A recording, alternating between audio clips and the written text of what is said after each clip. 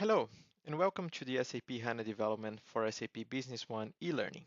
My name is Ralph, and today I'm going to show you an overview about web standards and technologies and how they impact in the development of SAP HANA applications. Why is this relevant? First of all, the SAP HANA sets a new paradigm in terms of application development. We are very used to work with B1 SDK and DI API, UI API, all proprietary technologies from SAP, but now we are adopting more and more open standards, which means web applications at the end. Those applications are 100% based on thin clients approach and are platform independent, which means you don't need a .NET environment to run your solution anymore. You just need a web browser, and that's why we need to understand the web applications in the first place.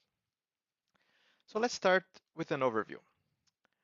Web applications are client-server applications, whether our client resides on the web browser in the user's machine, and the server is the one that provides the applications. All the communication is done using HTTP, and the requests come back and forth from the client to that server. There are several kinds of requests that can be made, but we're gonna see it a little bit more in details in the future. The server processes all the requests that comes from the client, whether it's to retrieve a document or show some information or send an email, for example, and provide the feedback for the clients to present. Some examples of web applications are the ones that we use every day, like Gmail, Facebook, Twitter. Every app that runs on a browser is considered a web application. Short introduction about HTTP. So how does the client and the server interact? Basically, the browser sends a web request to that server to retrieve one specific resource, whether it's a page, a document, as I mentioned before, and the server provides back to the browser that piece of information. It could be one specific document or a whole application with all the files that are needed for the browser to execute and show data or show some resources to the end user. And how those messages come back and forth, we're gonna see on the next slide. Here's an example of an HTTP message that is sent from the browser to the server requesting some resources. In this case, we can see that this message is of method get. That, that means the browser wants to retrieve one resource from the web server. In this case, the resources is the page located on /doc/test.html.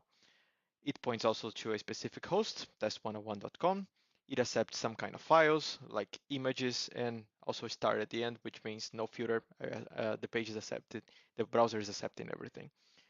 Is also specified the language and some other attributes in there. Those are attributes on the header of the message. On the message body, you can see that it has some parameters to specify one book ID and one author. Those are customized parameters and could be applied in any case. In our case, for example, with Business One, I could specify that I want to retrieve one information from a specific business partner or an item, for example. There are several types of methods in HTTP. We just saw an example of the method get to request a web resource, but we also have other methods like put and post to write information in the server to send information from the browser to the server, and also other methods. That concludes our unit. Thank you for your time.